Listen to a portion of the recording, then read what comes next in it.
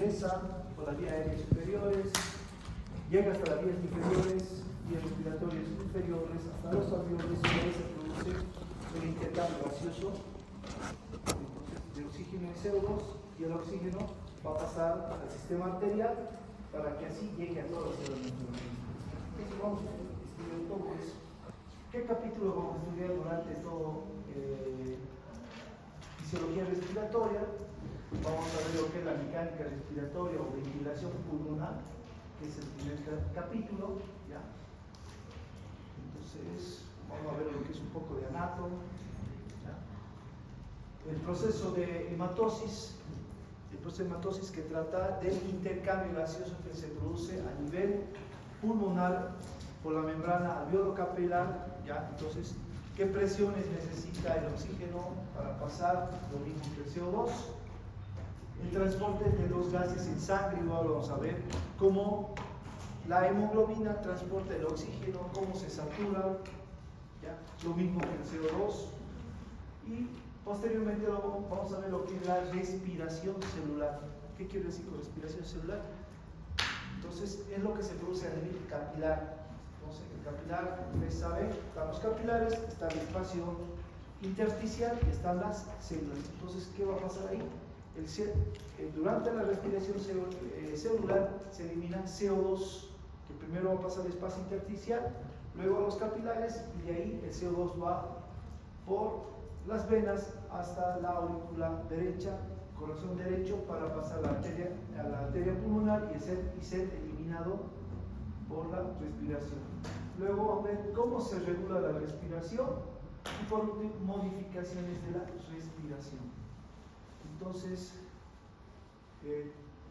todo este capítulo de fisiología pulmonar está desglosado así, y es lo que va a entrar en el segundo examen, ¿ya?, de esta segunda competencia. Como dijimos, hace 3 exámenes: fisiología cardíaca, todo lo que hemos visto; fisiología respiratoria; y el último examen sería el tercer examen, que es sangre, ¿ya? Todo lo que es glóbulos rojos, glóbulos blancos, linfocitos, monocitos, etc. Todas sus funciones. Entonces, en esta tercera competencia tenemos 3 exámenes teóricos. Y bueno, lo bueno que estos 3 exámenes teóricos, vamos a poder, ¿cómo le digo?, promediar, ¿ya?, para que ustedes puedan llegar a la nota de 60 puntos. Entonces, ahora vamos a ver lo que es la mecánica respiratoria o la ventilación pulmonar. ¿Qué quiere decir esto cuando hablamos de mecánica respiratoria o ventilación pulmonar?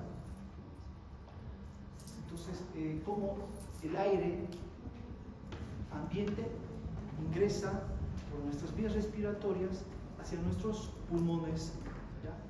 Y este aire que contiene oxígeno va a pasar la membrana alveolo-capilar, los días, y va a pasar hacia los capilares pulmonares para ir por el sistema arterial. Entonces, para estudiar lo que es mecánica ventilatoria o ventilación pulmonar, tenemos que saber que todo esto depende gracias a la caja torácica, ¿ya? Entonces, como vemos, la caja torácica aquí tiene la forma de un tronco, de un cono truncado del aire, ¿no?, que tiene un vértice, tiene una base, y tiene, digamos, una parte ósea, una parte muscular, ¿ya?, y la parte pulmonar, ¿no?, que las 3 trabajan juntas, ¿ya?, para que se dé lugar a esta ventilación pulmonar. Entonces, a ver, por ejemplo, entonces, en la parte, si hablo de la parte ósea, entonces tenemos que hablar de la columna dorsal, que está formando la parte posterior de la caja torácica. Como vemos aquí en el dibujo, tengo mi columna dorsal o torácica, si quiere, que están formados, como ustedes saben, por el cuerpo, las apófisis espinosas, las apófisis transversas, y aquí existe facetas articulares para articularse con las costillas. Y como vemos aquí, dibujo, estas costillas van de posterior a anterior y de arriba hacia abajo, ¿ya? Entonces, las costillas se articulan con las carillas articulares de las vértebras. Igualmente están fijados gracias a unos ligamentos, la que le permiten una movilidad durante la respiración. Y se dirigen hacia adelante, como dijimos, de arriba a abajo, para articularse con el esternón, ¿ya? En la parte anterior. Entonces, se articula en el esternón gracias a los cartílagos costales. Como ustedes saben, el esternón está formado por un manubrio, un cuerpo y el apéndice sifoides.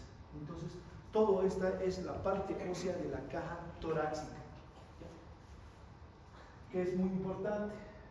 ¿Qué más? Como vemos aquí tengo un esternón, que se formaría la parte anterior del tórax, como ustedes ya lo han estudiado el año pasado en anato. Tiene su manubrio, su cuerpo y su apéndice sifoides, y sus carillas articulares para las costillas. Igualmente, como vemos aquí, dibujo las costillas. Entonces se dirigen desde la columna dorsal hacia el esternón. Entonces van de arriba a abajo y de atrás hacia adelante. Ahora, eso es la parte ósea. Ahora tengo la parte muscular de la inspiración, donde tenemos a los músculos habituales. Tengo dos grupos: músculos inspiratorios y músculos expiratorios. Si hablo de los músculos inspiratorios, tenemos que nombrar a dos grupos dentro de inspiratorios: los músculos habituales de la inspiración y los músculos accesorios o de la emergencia de la inspiración. Entonces, si hablo de los músculos habituales de la inspiración, ya me refiero al diafragma, que es el principal músculo de la inspiración. ¿Por qué? Porque sabemos que cuando se produce la inspiración, este diafragma va a descender. Y cuando desciende, entonces, gracias a esto se expanden los pulmones para llenarse de aire. ¿Ya? Y cuando igualmente desciende este diafragma, comprime el contenido abdominal y que produce aumento de la presión intraabdominal. Igual que tenemos aquí otros músculos de la habitual inspiración, son los músculos intercostales externos. ¿Cuál es su función de los músculos intercostales externos? Entonces, es durante la inspiración, si ustedes hacen esto, las costillas se elevan hacia arriba. ¿Ya? Entonces, esa es la función de los músculos intercostales externos. ¿Ya?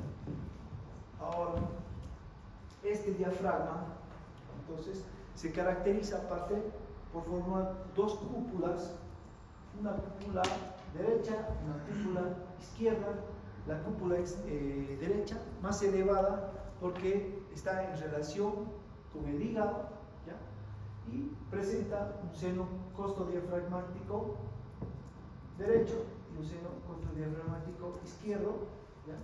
Entonces, esto sería, miren, una radiografía normal, ¿ya? Una radiografía de tórax normal, donde vemos, entonces, podemos ver las costillas, igualmente la característica del diafragma.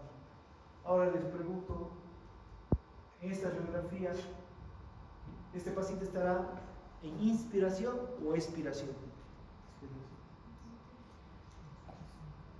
¿Expiración? ¿Alguien se sacó alguna vez una radiografía de tórax? ¿Qué le pide el radiólogo? Que meta el aire y lo mantenga. Entonces, como ven, estas costillas están elevadas, están como si estuvieran ascendiendo. Entonces, estaría en inspiración. Igualmente existen los músculos accesorios de la emergencia de la inspiración, ¿ya? Entonces, ¿cuándo funcionan? Cuando existen problemas respiratorios, ¿ya? Entonces, el paciente tiene insuficiencia respiratoria o algún problema, ¿ya? Pulmonar, entonces, o está en un proceso de disnea, hay utilización de los músculos accesorios de la emergencia de la inspiración. Estos músculos no es normales que se utilicen durante la respiración. ¿Qué músculos tenemos? Los esternocleidomastoideos, ese es rato mayor, ese es rato menor, los músculos romboides, igual, menor y mayor, los pectorales, mayor y menor.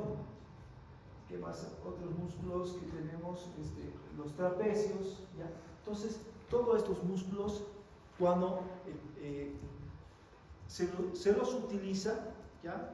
Es que el paciente tiene dificultad para respirar, porque una persona normalmente solo necesita para la inspiración el diafragma y los músculos intercostales externos, ¿ya? Y decirles que la inspiración es un proceso activo, ¿ya? Entonces, si alguna vez ustedes ven que un paciente respira muy rápidamente y ven que está trabajando el esternocleidomastoideo, los trapecios, los pectorales, entonces tienen que pensar que el paciente tiene alguna dificultad respiratoria, ¿ya?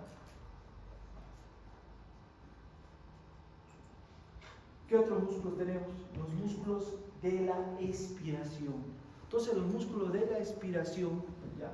También aquí juega un papel importante el diafragma.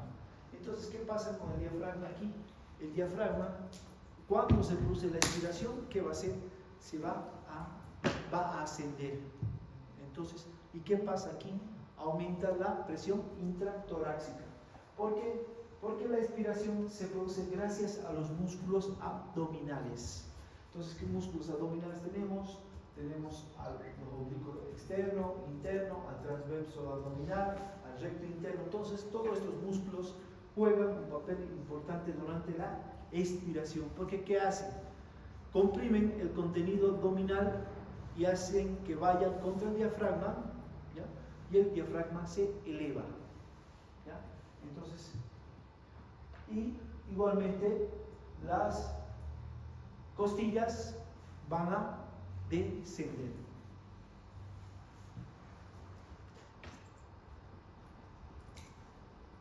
Igual tenemos como músculos de la expiración lo que son los músculos intercostales internos. Porque ¿qué hacen estos músculos intercostales internos?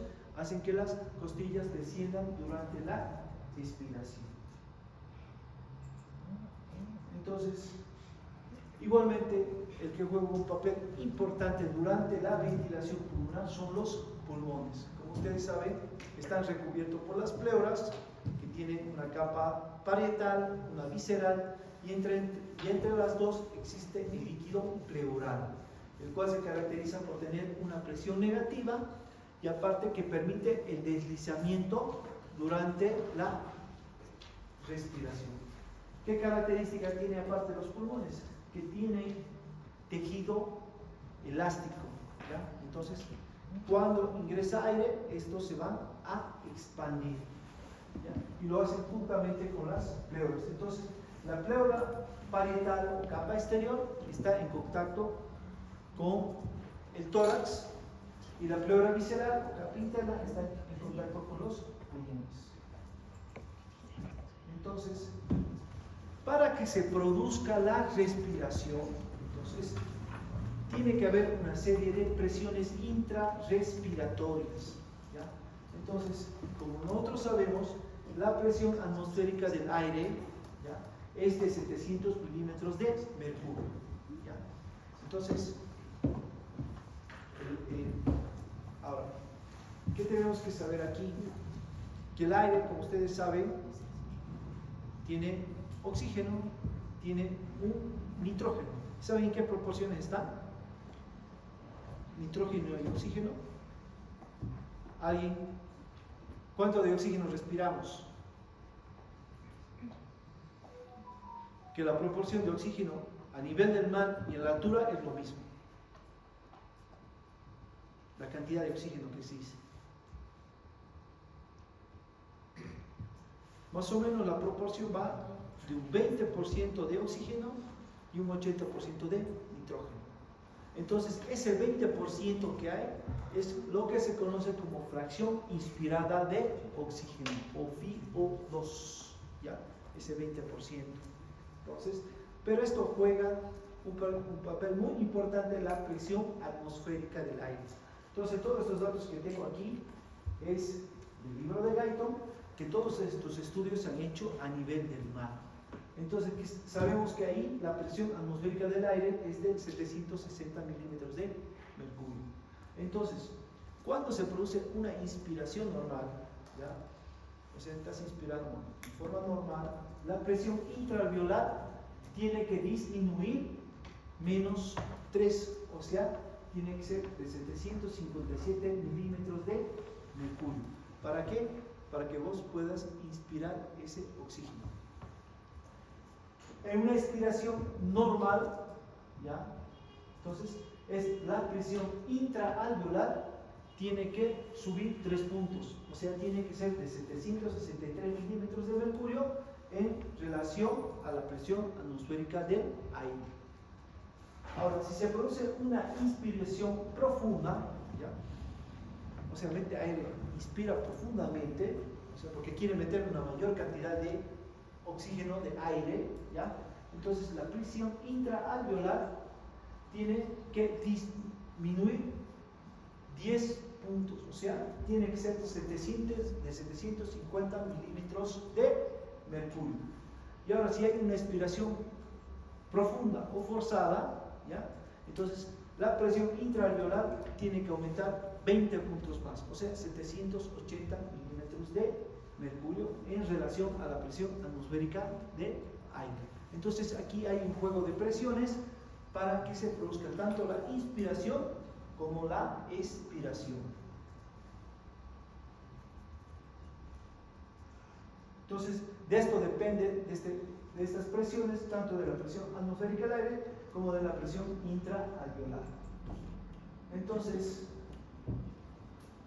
aquí tenemos lo que es la expansibilidad pulmonar y la adaptabilidad pulmonar. Entonces, ¿qué quiere decir la expansibilidad pulmonar? Es que cuando metemos aire se produce, podríamos decir, el inflado de los pulmones. Los pulmones se expanden gracias a que tienen tejido elástico. Igualmente se produce la expansión de la caja torácica gracias a sus cartílagos y a sus ligamentos que tienen. Entonces hay una expansión armónica de ambos. Entonces, a esto, ¿qué quiere decir? Que hay una adaptabilidad pulmonar tanto de los pulmones como de la caja torácica, ¿ya? Entonces, si se expanden los pulmones, como vemos aquí, gracias a sus tejidos elásticos, igualmente lo va a hacer la caja torácica, ¿ya? Gracias a sus articulaciones, a sus cartílagos y a sus ligamentos. Entonces hay una adaptabilidad de las dos. Ahora, ¿qué pasa cuando se pierde la expansibilidad pulmonar? Por ejemplo, ¿cuándo se pierde la expansibilidad pulmonar? Cuando hay patologías pulmonares, ¿ya? Entonces puede ser cuando se produce, por ejemplo, aquí vemos una radiografía de tórax donde el pulmón está velado. Podríamos decir que hay un derrame pleural. Entonces aquí se ha llenado de líquido. Entonces aquí está el oxígeno y aquí está el líquido. Entonces este tejido ya no se va a expandir normalmente, no puede expandirse, ¿ya? Entonces, ¿qué va a tener el paciente? Dificultad respiratoria. También en procesos infecciosos como es la neumonía. Entonces la neumonía es un proceso infeccioso donde se produce pus y luego se produce un tejido cicatrizal, o sea, el tejido elástico es reemplazado por tejido fibroso. Entonces va a haber una falta de expansibilidad. Igualmente, cuando se produce un neumotórax. ¿Cuándo se producirá un neumotórax? Cuando se perforó un pulmón. cuando se perfora un pulmón, se puede producir un neumotórax sin perforación del pulmón. Basta que se perfore la caja torácica, ¿ya? Y se pasen las pleuras, ¿ya? Entonces, ¿qué pasa?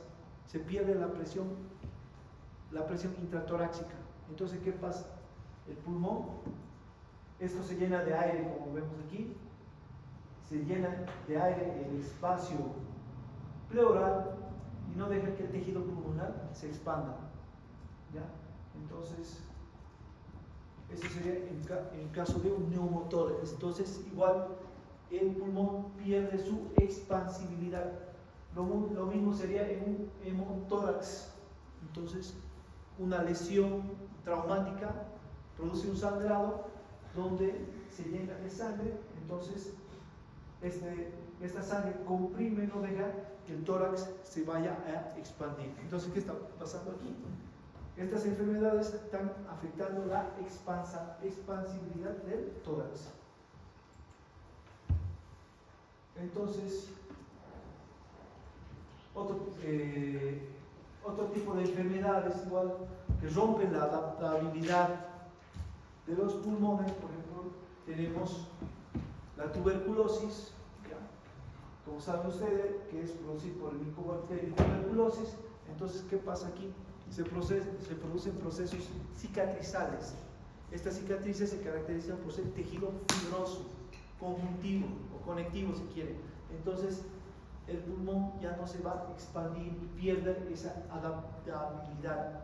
Entonces, puede ser que la caja torácica, su expansión esté conservada, pero el pulmón no lo tiene. Entonces, no hay una adaptabilidad de los dos. Se rompe esa adaptabilidad.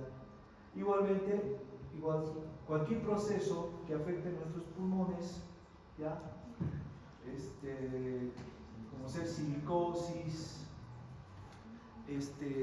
enfermedades como los fumadores, que se producen enfisemas pulmonares, bronquitis crónica. Entonces, todas esas enfermedades que hacen que el tejido elástico que tienen los pulmones sean reemplazados por tejido fibroso. Igualmente sería un cáncer de pulmón. Entonces, todas estas enfermedades rompen la adaptabilidad pulmonar. Ahora, cuando la caja torácica no se expande, ¿ya? Pierde su expansividad en procesos, ¿ya? Sobre todo de la columna torácica o dorsal, con procesos de lordosis, sifosis, escoliosis. Entonces pierda esa expansibilidad, por lo tanto igualmente va a perder esa adaptabilidad, ¿ya?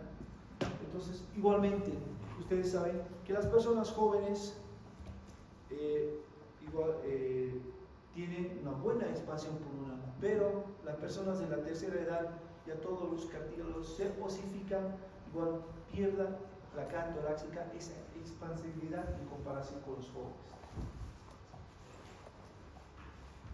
Entonces, igualmente, ¿cuándo no se expande la caja torácica? Por ejemplo, en las personas que sufren fracturas costales. Entonces, igualmente se pierde esa expansibilidad de la caja torácica. Como vemos aquí en la imagen, existen varias fracturas costales que se han producido. ¿Ya? Miren, esta sería una radiografía de los arcos de las costillas, la cara posterior. Entonces, cuando hay fracturas de varias costillas, esto se llama bolete costal. Entonces, esta persona, si usted lo ve, solo está respirando con un solo lado y va a tener utilización de los músculos accesorios de la respiración: esternocleidomastoideos, escalenos, serrato mayor, serrato menor, trapecios. Entonces, hay utilización de los músculos accesorios. Y también se ha visto, sobre todo a los niños, que igualmente han tenido problemas con el polio. Igual se ha visto que ha habido problemas igual en la expansibilidad de la caja torácica. Bueno, entonces, la distensibilidad de los pulmones, ¿de qué depende? Depende de dos. Una, de la fuerza elástica del propio tejido pulmonar. Entonces, más o menos, este tejido elástico se expande cuando existe ingreso de aire. Y la fuerza elástica es causada por la tensión superficial del líquido que resiste las paredes internas de los alvéolos. Entonces, igualmente depende de esta tensión superficial que es producido por los neumocitos tipo 1. Entonces, ahora vamos a ver lo que son volúmenes o capacidades pulmonares. Entonces, ¿qué se produce tanto en la inspiración como en la expiración?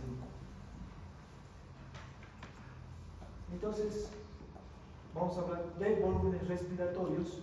Entonces, para que entiendan bien esta gráfica, entonces, tengo volúmenes pulmonares, los cuales se miden en mLs. Entonces, todo lo que está por arriba de esta línea, todo lo que asciende, es inspiración, ¿ya? Y todo lo que desciende es expiración, ¿ya? Entonces,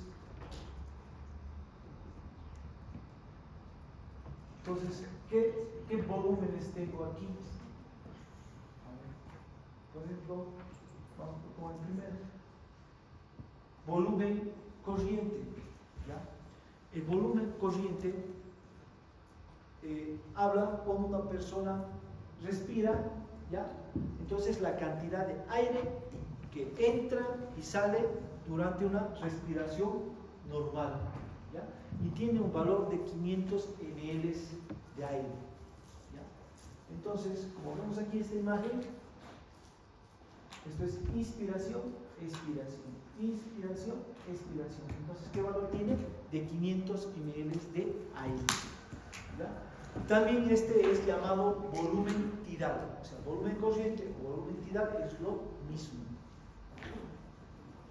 ¿Por qué es importante conocer esto? Porque, por ejemplo, si algún rato tiene tiempo para ir al hospital, en quirófano, a todos los pacientes que dormimos y damos anestesia general, los intubamos, ¿ya? O sea, es colocar un tubo endotraqueal por dentro de la tráquea para que el paciente está dormido, relajado, y la máquina, ¿ya? La máquina de anestesia tiene un ventilador y me va a pedir el volumen tidal, entonces, o volumen corriente también. Entonces, yo le puedo dar cuánto le voy a dar a esto. Y sabemos que el volumen tidal normal es de más o menos 500 ml de aire. Pero nosotros ahí hacemos otro tipo de cálculo que es por peso. ¿Qué más tenemos? Tenemos el volumen de reserva inspiratoria. Entonces, miren, aquí tengo mi volumen tidal, que es una respiración normal, ¿ya? Entonces, donde se mete, donde ingresa y sale aire, que su valor es de 500 ml, y se produce una inspiración forzada, ¿ya? Entonces, meto aire profundamente, entonces eso se llama volumen de reserva inspiratoria. Como vemos aquí, ese sería el volumen de reserva inspiratoria, cual tiene un valor de 3000 ml. ¿Qué más tengo? ¿Qué otro volumen? Tengo el volumen de reserva expiratoria. Entonces, mire, primero se ha producido una inspiración forzada seguida de una expiración igual forzada, entonces donde yo estoy botando una mayor cantidad de aire y la cual tiene un valor de 1100 ml. ¿Ya? Entonces ya tenemos tres: volumen corriente, que es una respiración normal donde se mete aire, se inhala, se exhala, 500 ml, una inspiración forzada, que es el volumen de reserva inspiratoria, que es de 3000, y una expiración forzada, que es, se bota aire profundamente, que sería un valor de 1100 ml. Y por último, tengo el volumen residual, que es este. Todo esto es el volumen residual, ¿ya? Que tiene un valor de 1200 ml. Entonces, este aire de aquí es un volumen constante que no varía y el cual se utiliza durante la hematosis. Entonces, ¿a qué me refiero con eso, Salas? Que es un volumen constante. O sea, el volumen se mantiene, pero el aire se intercambia. Entonces, y este es utilizado para la hematosis. ¿A qué me refiero? ¿Por qué es importante saber eso? Porque, digamos, hay pacientes que este volumen residual, por alguna enfermedad respiratoria, o sea, bronquitis, enfisema, asma, etcétera, está reducido. ¿Ya? Entonces, si yo le coloco medicamentos, ¿ya?, para dormirlo, este paciente, su saturación de oxígeno va a bajar muy rápidamente, no tolera la hipoxia. ¿Ya?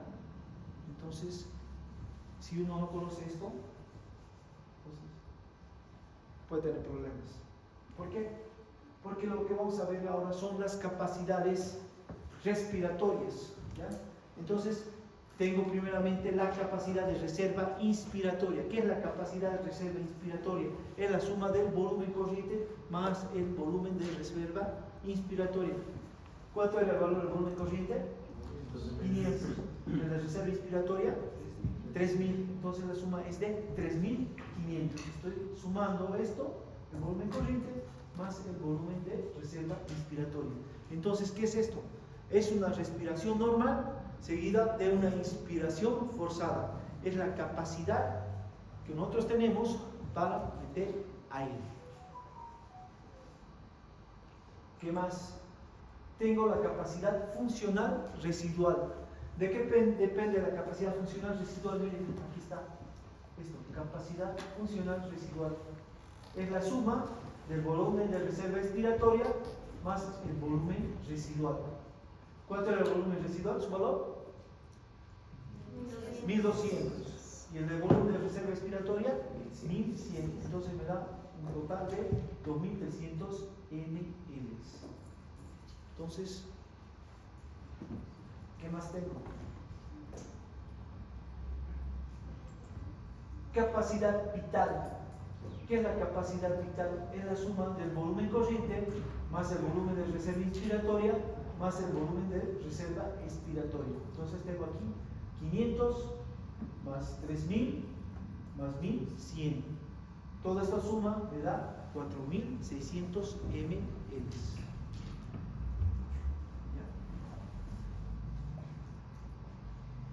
Entonces, aquí hay una respiración normal, seguida de una inspiración forzada y se bota todo el aire por una expiración forzada. Y luego tengo la capacidad pulmonar total, que es la suma de todo, del volumen corriente, más el volumen de reserva inspiratoria, más el volumen de reserva expiratoria, más el volumen residual, el cual me da un total de 5800 ml. ¿Ya? Entonces, estos son los volúmenes y capacidades pulmonares.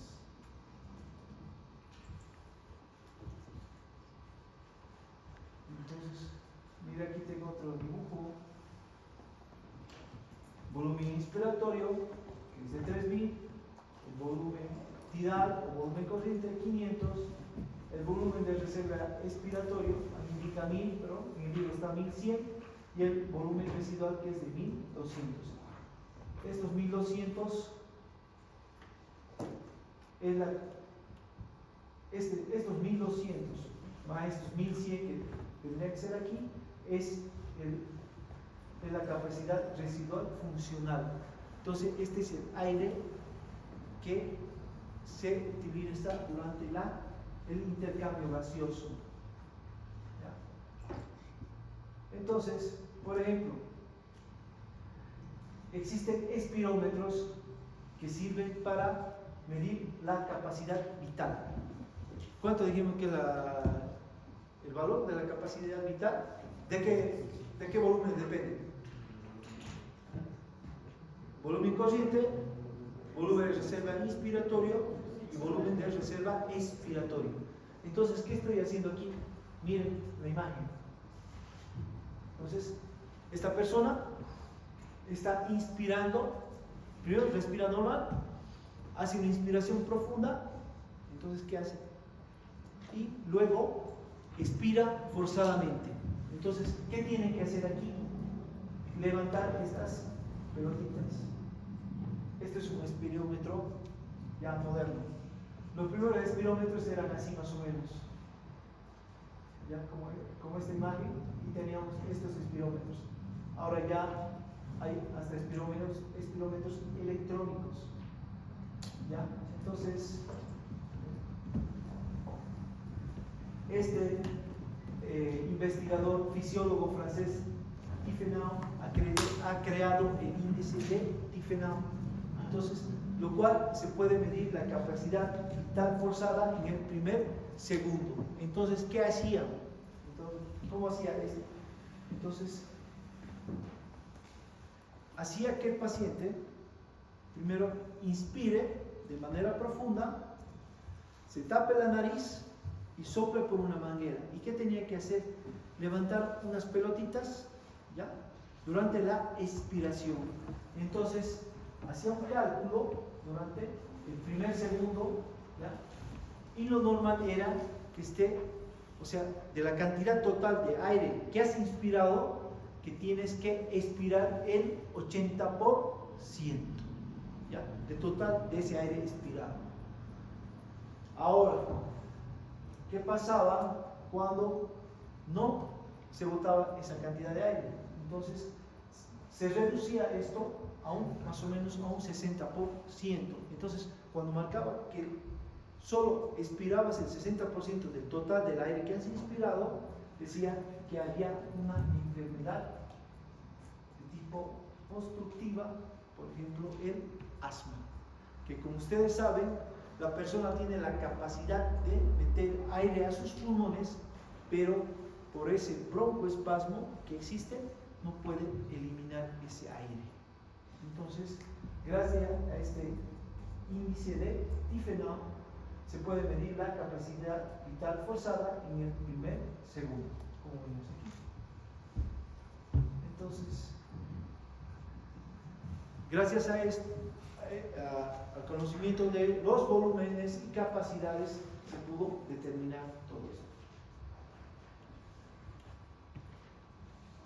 Entonces, igualmente podemos tener en cuenta lo que es el volumen respiratorio por minuto. Entonces, ¿cómo se calcula el volumen respiratorio por minuto?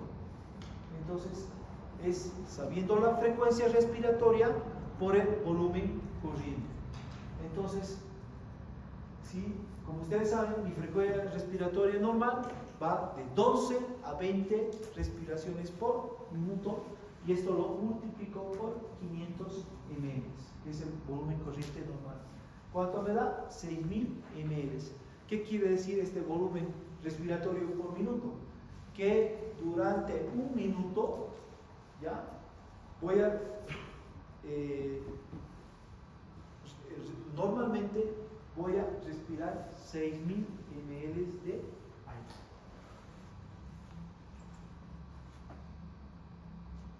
Igualmente tengo la ventilación alveolar por minuto, ¿ya?, donde igualmente calculo, o sea, por la frecuencia por respiratoria, por el volumen corriente, por el espacio muerto. Entonces, como ustedes saben, frecuencia respiratoria le ponemos 12, volumen corriente 500 y un espacio muerto de 150. ¿Qué es el espacio muerto? El espacio muerto es el espacio donde no se produce el intercambio gaseoso. Entonces, ¿qué lugares tenemos donde no se produce intercambio gaseoso? Por ejemplo, las vías aéreas superiores. Entonces, todo lo que es nariz, tráquea, bronquios, bronquiolos, ahí no se produce el intercambio gaseoso. Es por eso que es llamado espacio muerto. Entonces, este espacio muerto es de 150. Entonces, 150 me da 350 por 12 es 4.200 ml por minuto. Entonces, la ventilación alveolar por minuto es igual a 4.200 ml. Entonces, aquí tengo que diferenciar lo que es espacio muerto anatómico. Entonces, el espacio muerto anatómico, ¿ya? Entonces, como les decía, es el aire que llena las vías respiratorias y no lleva recambio de gas, o sea, no hay intercambio de gaseoso, que es igual a 150 ml. ¿Dónde está el espacio muerto anatómico? Vías nasales, faringe, laringe, tráquea y bronquios. Entonces, esto se llama espacio muerto anatómico. Igualmente, existe un espacio muerto fisiológico. Entonces, el espacio muerto fisiológico, ¿ya?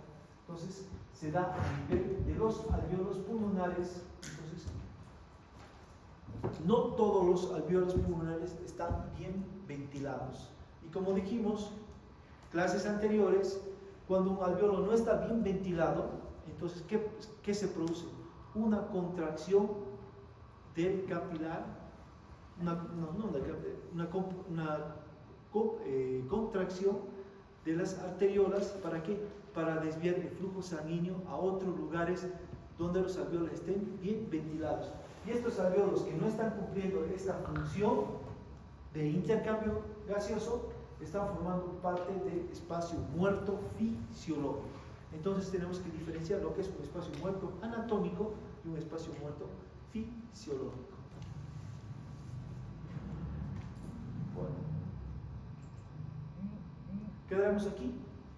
Entonces, todo lo que mañana vamos a hacer un pequeño repaso y vamos a continuar con las funciones de las vías respiratorias. ¿Ya? Bueno, entonces, como ya habíamos quedado,